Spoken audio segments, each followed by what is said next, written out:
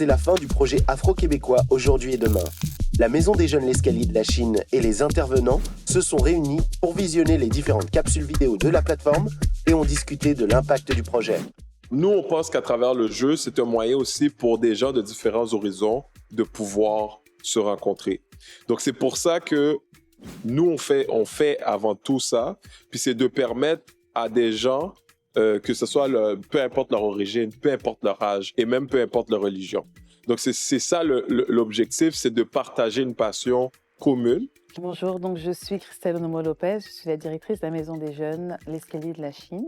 On a fait beaucoup de choses pendant 3 ans, on a rejoint à peu près 200 jeunes. Ce qu'il faut retenir aussi avec ces activités, c'est que dans la Maison des Jeunes, on est en contact avec tous les publics de jeunes et les autres publics, la diversité en fait des jeunes que nous avons à la Chine. Ces activités ont permis aux jeunes de rentrer en contact avec leur héritage culturel. J'ai participé à 4 podcasts. Au début, j'étais intervenante dans les podcasts et ça m'a beaucoup plu. J'ai appris à savoir vraiment ce que c'était qu'être afro-québécois, fait que j'ai dû chercher aussi dans l'histoire du Québec, puis aussi les premiers arrivants haïtiens ou africains qui sont arrivés au Québec. Ça leur a permis de renforcer leur confiance en soi. Ils ont eu un sentiment de fierté dans certaines activités. I think it's pretty cool being from another culture, another country, because you can share your stuff and you can borrow stuff from other cultures. I mean, I think culture is this actually. Like you share your culture with other people to, have fun together, live together in harmony. I came to Canada. Before that, I was in the UAEs.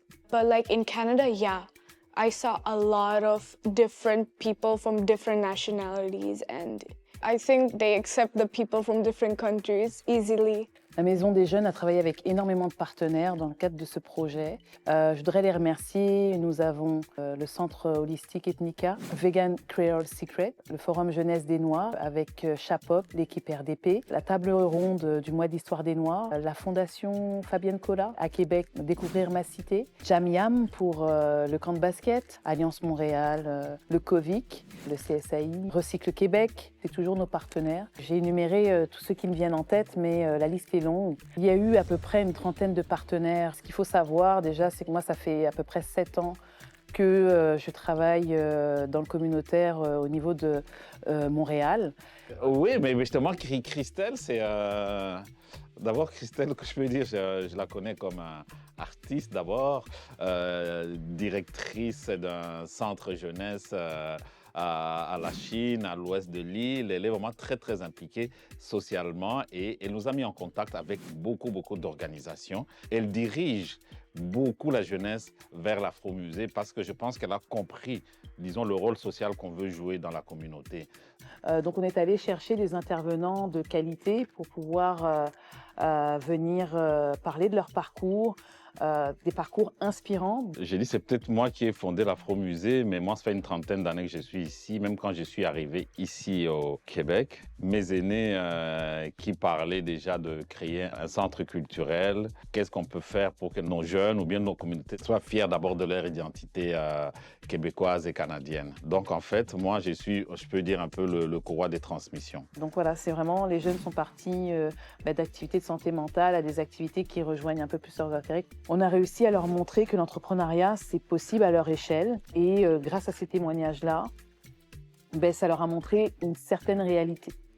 Pour moi, je pense qu'il faut d'abord que nous, on arrête on se retire de la tête que les gars sont racistes parce que ce qui s'est dit, c'est dit.